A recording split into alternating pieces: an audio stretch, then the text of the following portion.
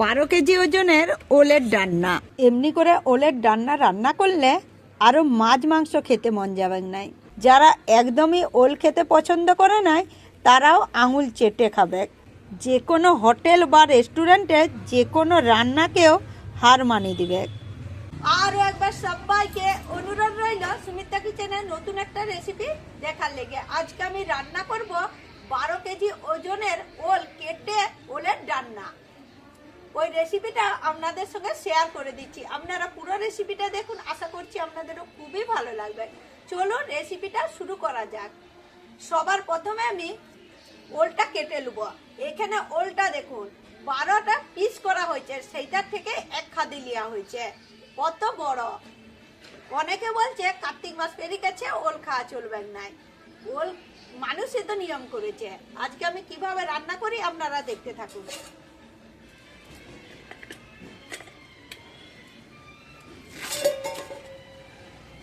ওলের ভিতরটা দেখুন পুরো কচকচ করে কেটে যাচ্ছে। এইরকম ওল মাছ মাংসকেও হার মানিয়ে দিবে। একদম বড় বড় পিস করব।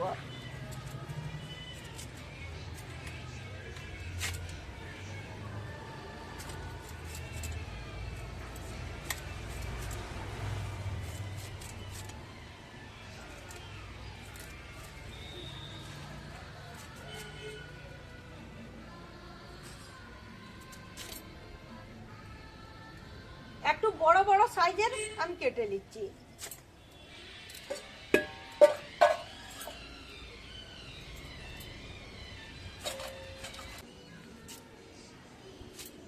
পুরা ওলের খাদিটা আমি রান্না করব না, একটুকু রেখে দিয়েছি। এটা বড় মাছ দিয়ে ঝোল করে রান্না করে খাবো ঘরেতে। এখানটা পরিষ্কার করে ওলগুলো আগে ধুয়ে নিয়ে আসি।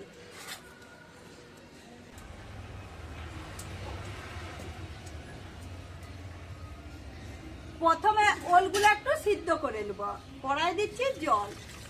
আপনারা চাইলে ওলগুলা ভেজেও তৈরি করতে পারেন ওলের ডান্না, কিন্তু সিদ্ধ করলে তেল মশলাটাও খুব কম লাগে, আর অনেকে আছে তেল মশলা খেতেও পছন্দ করে না। কেটে রাখা ওল, নুন, খুব বেশি সিদ্ধ করবো না, 10 মিনিটের মতো ঢাকা দিয়ে সিদ্ধ করে নেব। আমি তো ওলের পিসগুলো একটু বড় বড় করে কেটেছি। 12 মিনিট পর ঢাকাটা খুলে আপনারাকে দেখাচ্ছি। দেখুন ওলটা কত সুন্দর সিদ্ধ হয়েছে, দেখলেই বুঝতে পারবেন। আমি তো ভাবছিলাম যে বড় বড় করে কেটেছি, মনে হয় সিদ্ধ হবে না, দেখছি না, বেশ সুন্দর সিদ্ধ হয়ে গেছে। এবারে ঢেলে দিচ্ছি।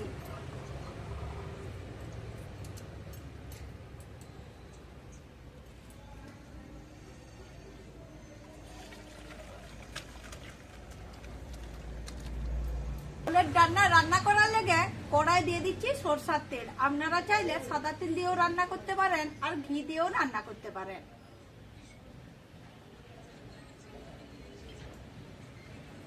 একশোর মতো তেল দিয়েছি।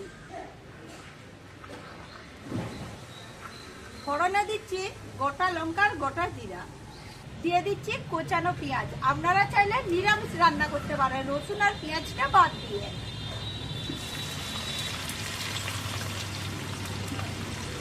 পেঁয়াজটা একটু ভেজে দিচ্ছি। পেঁয়াজটা একটু ভাজা হওয়ার পর দিয়ে দিচ্ছি পেঁয়াজ বাটা। পেঁয়াজ ভাজার সঙ্গে পেঁয়াজ বাটাটা আরো একটু ভেজে নিচ্ছি। ওইগুলো ভেজে নেওয়ার পর দিয়ে দিচ্ছি রসুন বাটা। রসুন বাটাটা দিয়েও একটু ভেজে দিচ্ছি। ওইগুলো ভাজার পর দিয়ে দিচ্ছি আদা জিরা বাটা, দিয়ে দিচ্ছি হলুদ গুঁড়া, দিয়ে দিচ্ছি লঙ্কার গুঁড়া, দিয়ে দিচ্ছি কাশ্মীরি লঙ্কার গুঁড়া, দিয়ে দিচ্ছি স্বাদ মতো নুন, দিয়ে দিচ্ছি বড় 1 চামচ চিনি। মশলাটা কষার লেগে দিয়ে দিচ্ছি অল্প জল। মশলাটা বেশ সুন্দর করে কষে নেব। মশলাটা বেশ সুন্দর করে কষে নিয়েছি, আর মশলা থেকেও তেলটা ছেড়ে গেছে। এরপর দিয়ে দিচ্ছি সিদ্ধ করে রাখা ওল। একটু মশলার সঙ্গে ওলগুলা দিয়ে বেশ সুন্দর করে কষে নেব।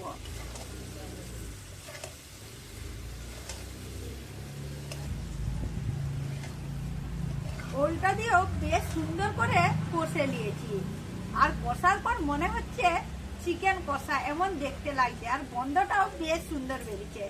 এরপর দিয়ে দিচ্ছি অল্প করে জল, খুব বেশি জল দেবো না, একদম অল্প জল।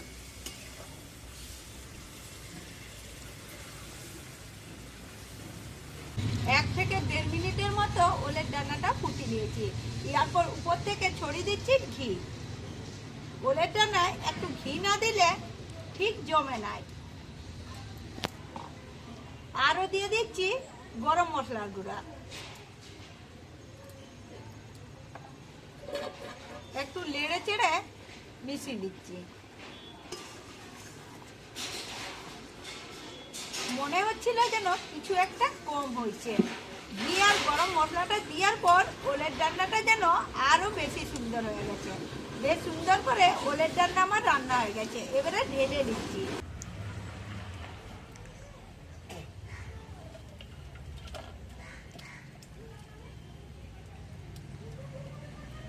সব ওলের ডান্নাটাই আমি বেশ সুন্দর করে প্লেটের মধ্যে সাজিয়ে নিয়েছি। বন্ধুরা, আপনারা এই কাছের থেকে দেখে কমেন্টে বলবেন তো আজকে আমার ওলের ডান্নাটা কেমন হয়েছে। 12 কেজি ওজনের ওলের ডান্না যে কোনো মাছ মাংস রান্নাকেও হার মানিয়ে দিবে। আর রান্নাটা থেকে বেশ সুন্দর গন্ধ লাগছে। এইরকম ওলের ডান্না থাকলে ভাত খাওয়ার লেগে মাছ মাংসের দরকার লাগবে না। কেমন রান্না করেছি আপনারাকে খেয়ে বলছি, আমি ভাত দিয়ে খেয়ে বলছি। আপনারা চাইলে রুটি লুচি যা কিছুর সঙ্গেও খেতে পারেন।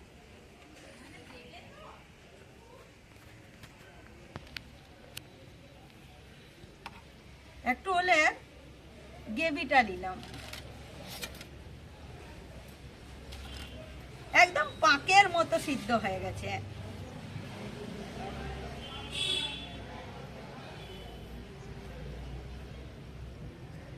নুন ঝাল মিষ্টি একদম সবটাই দুর্দান্ত।